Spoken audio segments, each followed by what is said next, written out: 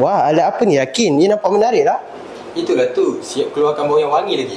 Kalau korang nak tahu, inilah dia Aromax Fume. Kalau korang nak tahu lebih lanjut, jom kami terangkan. Assalamualaikum warahmatullahi wabarakatuh. Kami dari College Vocational Pasir Gudang ingin membentangkan inovasi kami yang bertajuk Aromax Fume. Inovasi yang kami bini ini bertujuan untuk menukarkan asap yang berbau kepada aroma yang lebih wangi dan tidak menjejaskan kesihatan. Komponen utama yang digunakan dalam inovasi kami ialah ventilation fan serta bahan terpakai seperti kabel tray, balang makanan terpakai, span dan kotak telur.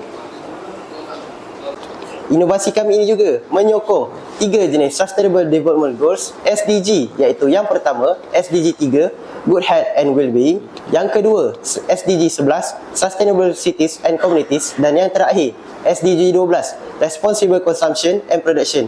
Ketiga-tiga SDG ini membantu dalam mewujudkan persekitaran yang sihat, lestari dan bersera alam. Baiklah, cara prototipe Aromax Fume ini berfungsi adalah asap akan disedut melalui ventilation fan, kemudian melalui penapis khas untuk dinaturalkan.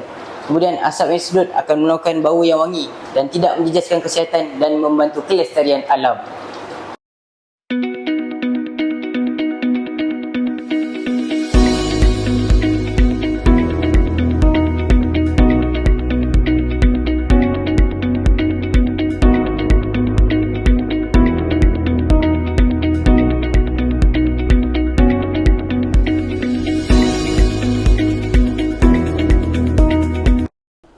Alat ini bukan sahaja untuk memerangkap asap tetapi dapat menukarkannya kepada aroma yang lebih wangi dan selesa di bilik tertutup seperti di dapur, di bengkel, di makmal, bilik merokok dan lain-lain.